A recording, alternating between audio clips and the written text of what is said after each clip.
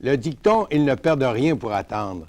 Devrons-nous tous rendre compte à Dieu pour nos vies? C'est ce que nous verrons. Restez avec nous, c'est l'heure de la bonne nouvelle.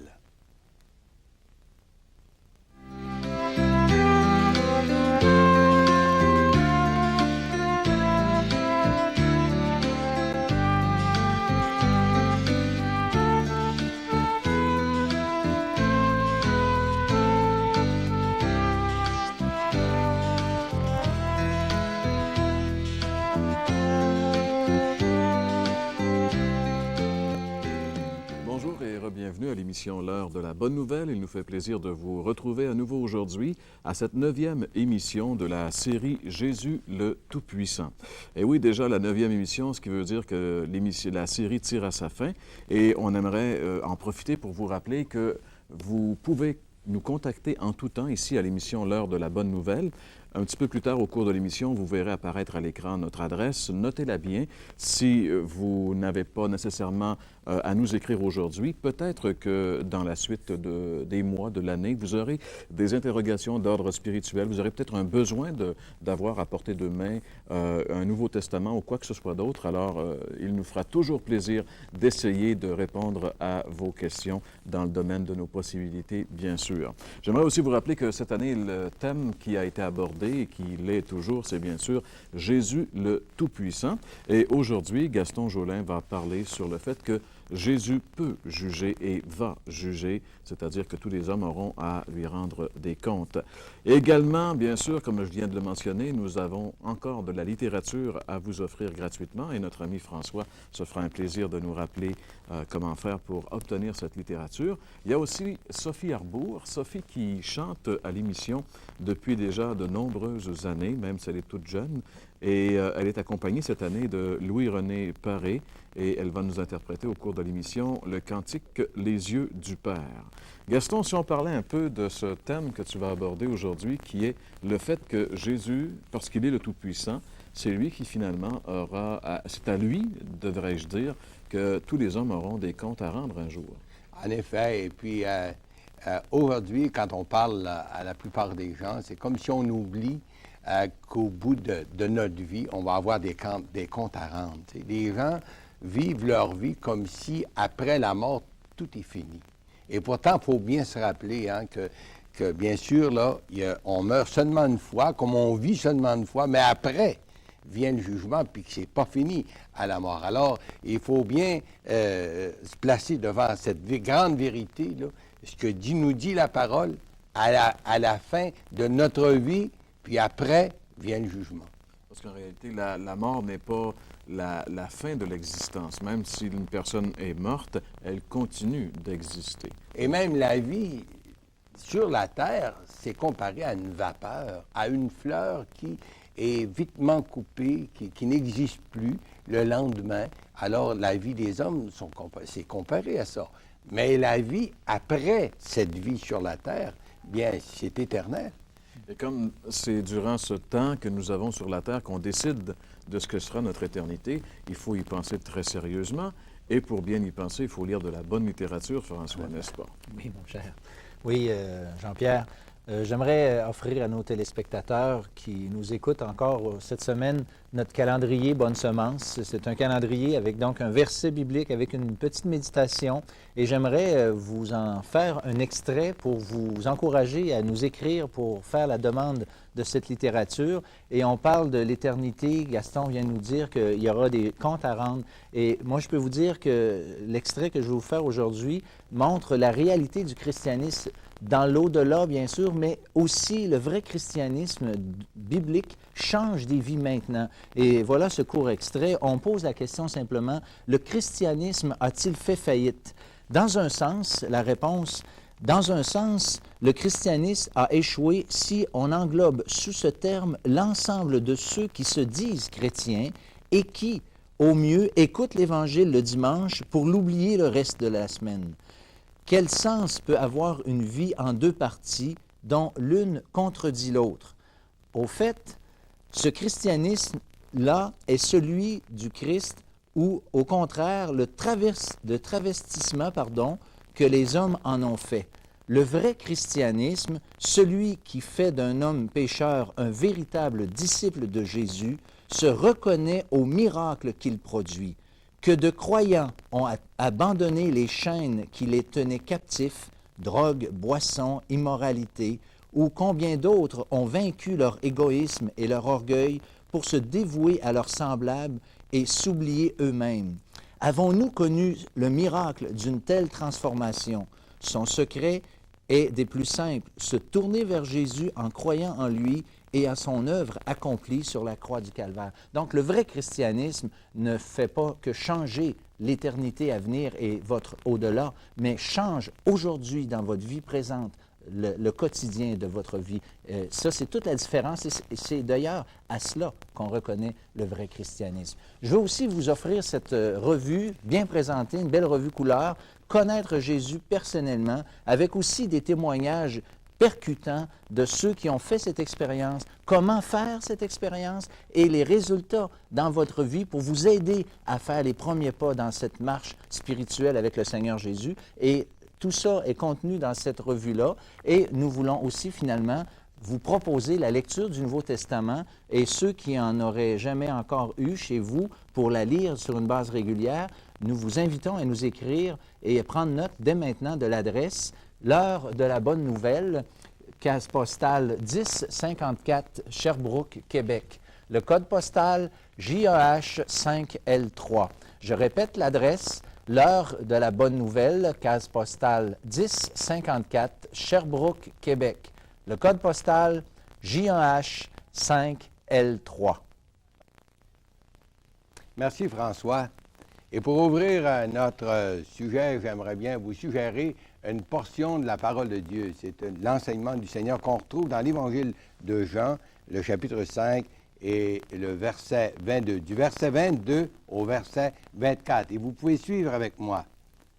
Le Père ne juge personne, mais il a remis tout jugement au Fils, afin que tous honorent le Fils comme ils honorent le Père.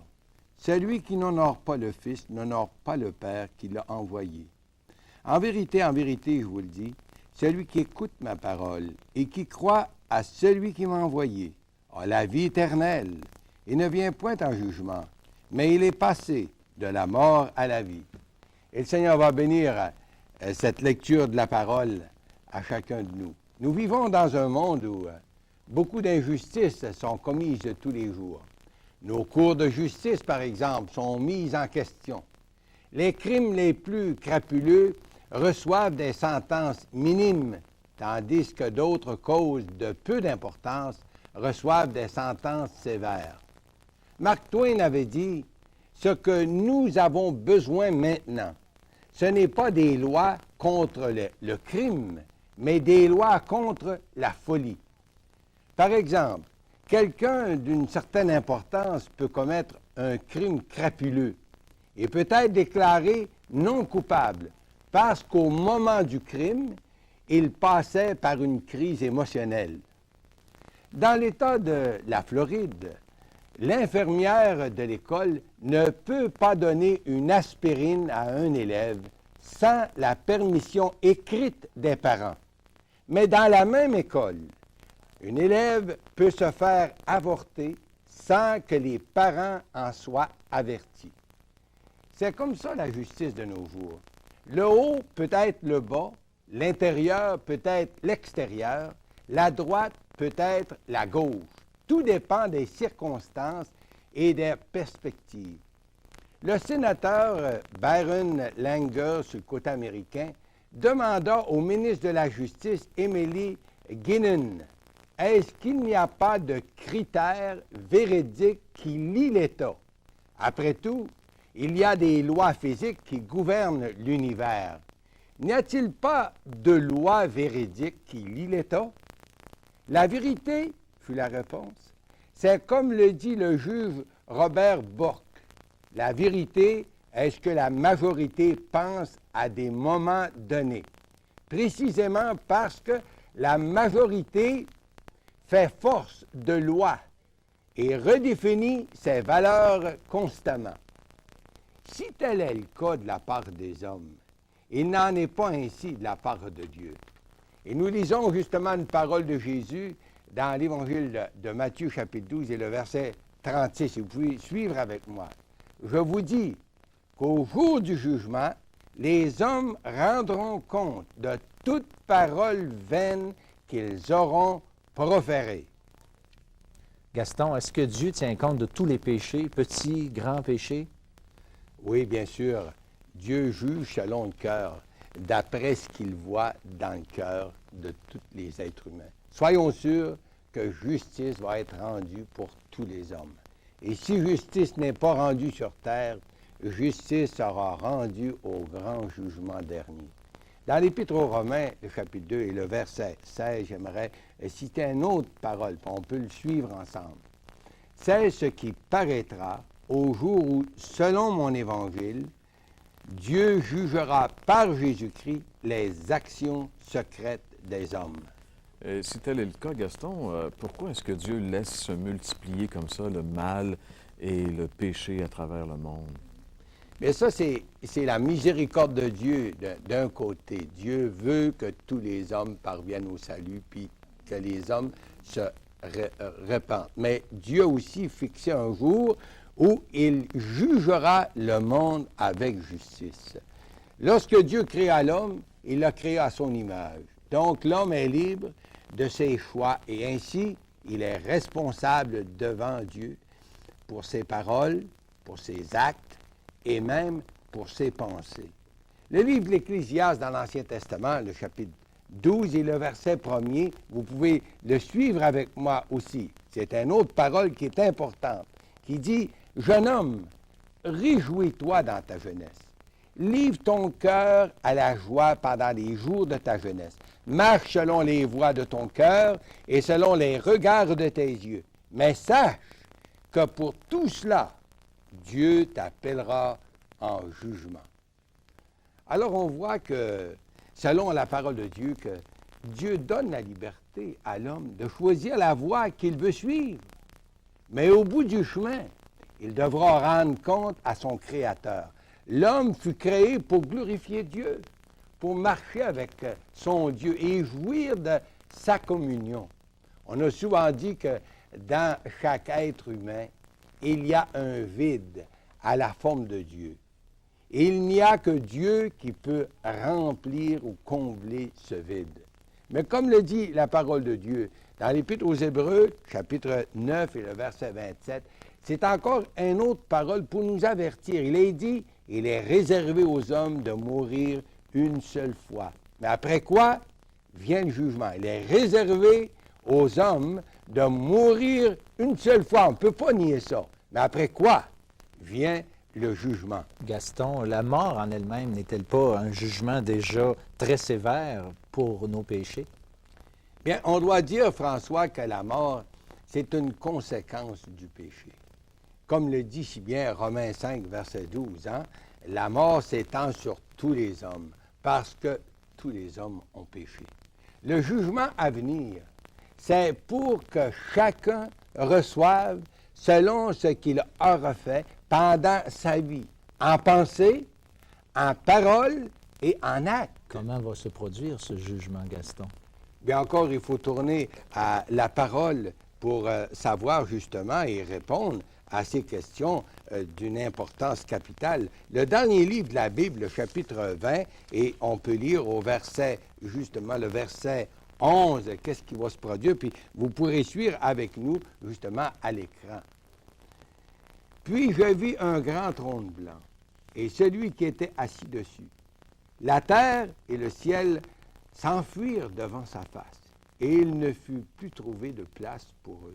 Et je vis les morts, les grands et les petits, qui se tenaient devant le trône. Des livres furent ouverts, et un autre livre fut ouvert, celui qui est le livre de la vie. La mer rendit les morts qui étaient en elle. La mort et le séjour des morts rendirent les morts qui étaient en eux, et chacun fut jugé selon ses œuvres. Puis la mort et le séjour des morts, qui est l'enfer, fut jeté dans l'étang de feu. C'est la seconde mort, l'étang de feu. Quiconque ne fut pas trouvé écrit dans le livre de vie fut jeté dans l'étang de feu. Ce sont des paroles très solennelles, très sérieuses, que nous devrions prendre vraiment à cœur. Il faut souligner que celui qui est assis sur le trône pour juger est nul autre que le Seigneur Jésus lui-même, selon le texte qu'on a lu plus tôt dans justement la première portion, où c'est dit « Le Père ne juge personne, mais il a remis tout jugement au Fils, afin que tous honorent le Fils comme ils honorent le Père. » On trouve ça dans l'Évangile de Jean, le chapitre 5 et le verset 22. Le grand juge est nul autre que celui qui porte dans ses mains les marques de la croix. Il faudra aussi remarquer que ce n'est pas à la fin de la vie d'un homme qu'il comparaît devant le grand trône blanc. C'est à la fin du monde que le grand Seigneur de la terre, le Tout-Puissant, qui est le Seigneur Jésus lui-même, à qui tout jugement a été donné, c'est là où tous les hommes sont amenés en jugement. Tous les hommes de toutes les générations. Tous les morts ressusciteront pour être jugés, les grands et les petits, sans exception. Et nous avons remarqué, des livres sont ouverts. Et aussi, la vie de chacun est amenée ainsi à la lumière de ce qui est écrit dans les mémoires de Dieu. Et chacun sera jugé selon la justice de Dieu. Saviez-vous que le film de votre vie sera exposé à la lumière de Dieu avec tous ses secrets? La mort va rendre ses morts, c'est-à-dire les cimetières vont rendre leurs morts. L'enfer va rendre ses morts. Qu'est-ce que ça peut vouloir signifier, ça, que l'enfer va rendre ses morts, Gaston? Bien, ce sont tous ceux qui sont morts dans leur péché sans se convertir au Seigneur. Quelqu'un qui meurt sans se convertir au Seigneur, sans avoir accepté le pardon de Dieu qui est offert en Jésus-Christ. Bien justement, après la mort, c'est pas fini. Il attend. L'enfer, c'est un lieu provisoire en attendant le grand jugement dernier. Tous ceux qui sont morts sans s'être donnés vraiment au Seigneur, soit qu'ils l'ont refusé, ignoré ou simplement négligé, comme c'est le cas avec des centaines, des milliers de gens. Ce sont ceux qui meurent chaque jour sans se préoccuper de leur salut éternel.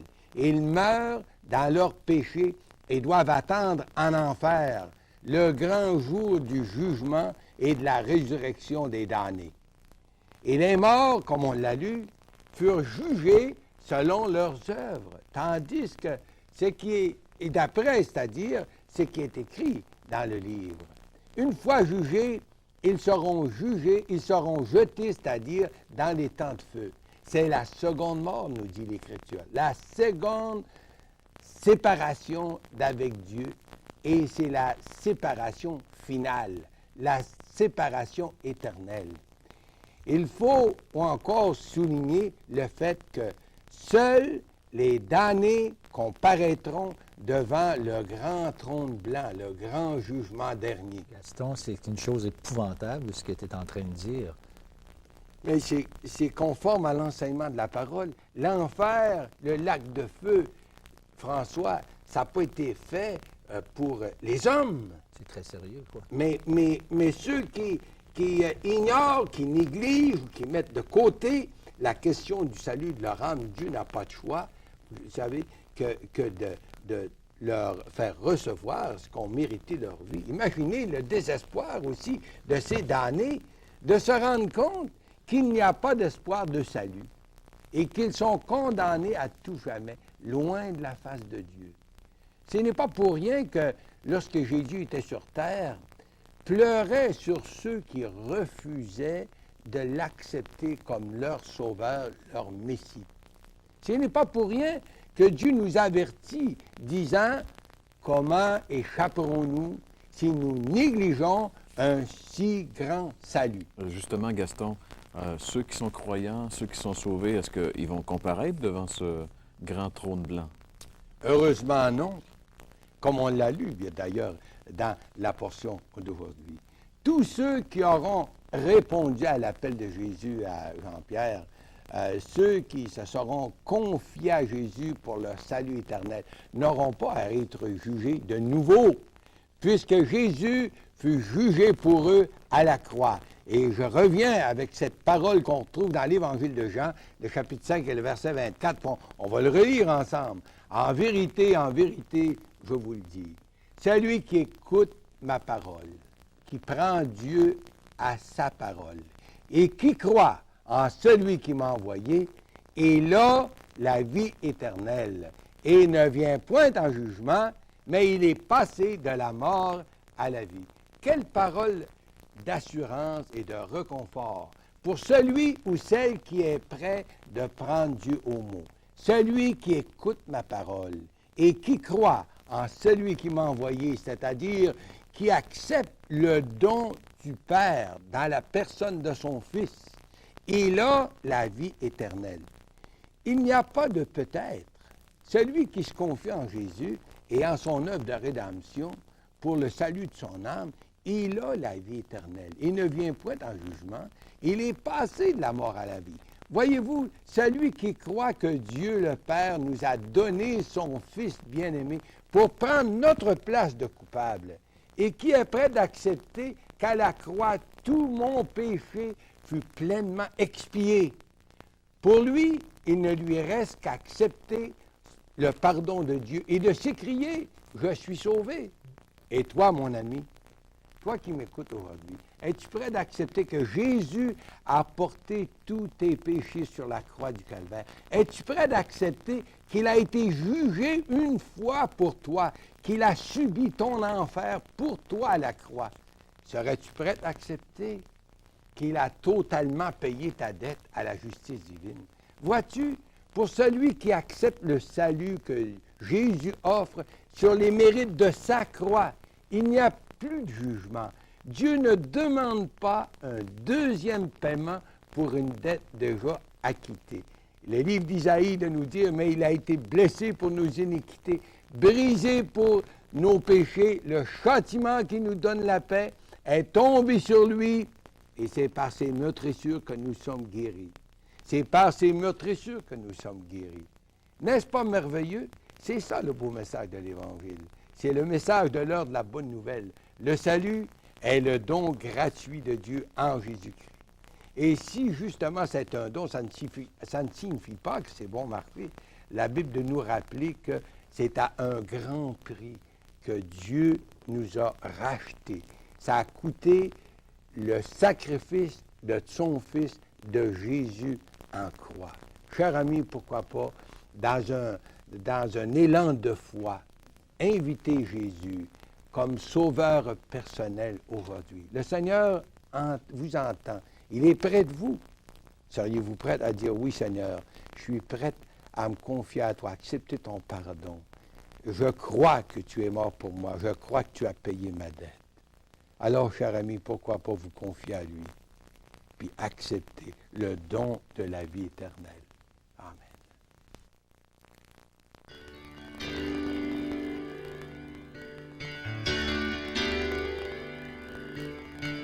Je ne suis peut-être pas tout ce qu'une mère désire.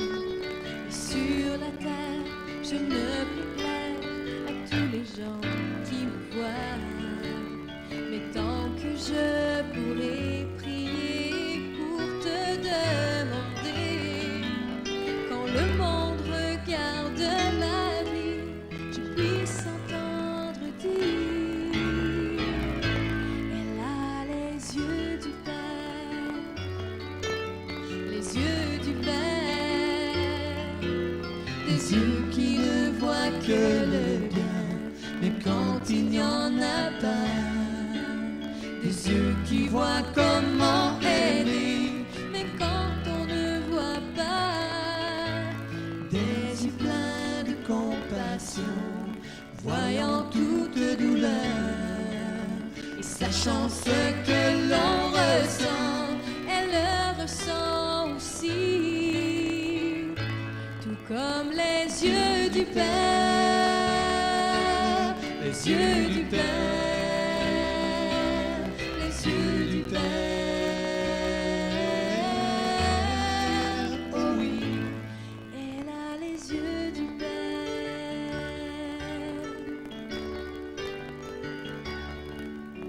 Et en ce jour où l'on devra parler de la vie passée, tous les moments de vérité, il faudra les accepter. Quand on se lèvera pour dire ce qu'on a vu en moi, ce que j'espère de tout mon cœur, c'est d'entendre dire, elle a les yeux du Père, les yeux du Père, les yeux qui ne voient que le bien, même quand il n'y en a pas. Les yeux qui voient comment aider, même quand on ne voit pas.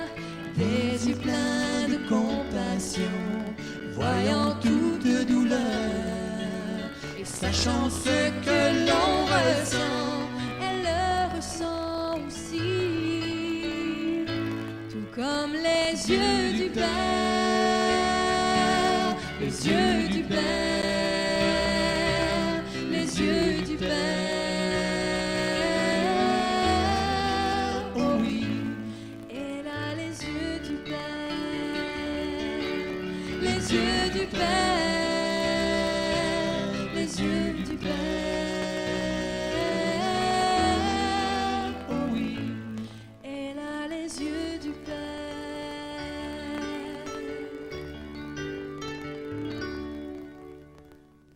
Merci beaucoup, Sophie et Louis-René, qui nous ont rappelé que, justement, Dieu a des yeux spéciaux. Il voit avec la miséricorde, et cette miséricorde s'est accomplie à la croix du Calvaire lorsque son Fils bien-aimé a porté nos péchés. Parce que les yeux de Dieu ne sont pas juste des yeux de miséricorde, mais comme Gaston nous l'a rappelé, c'est aussi les yeux de la justice, car rien de caché n'échappe à Dieu.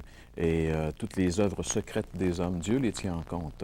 Merci aussi, François, de nous avoir rappelé que pour les amis qui nous écoutent, il y a toujours aussi possibilité de recevoir cette littérature gratuitement. L'adresse, nous allons vous la redonner dans quelques secondes à l'écran. Notez-la si vous n'avez pas eu le temps de le faire au cours de l'émission.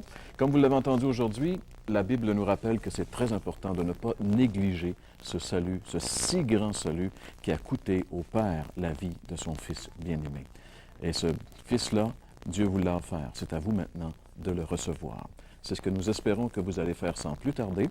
Et nous vous rappelons que nous serons de retour pour la dernière fois cette année, la semaine prochaine, pour une autre émission de l'heure de la bonne nouvelle. Passez une bonne semaine et à la semaine prochaine. Pour recevoir gratuitement la documentation annoncée dans cette émission, écrivez à l'heure de la bonne nouvelle, case postale 1054, Sherbrooke, Québec, J1H 5L3.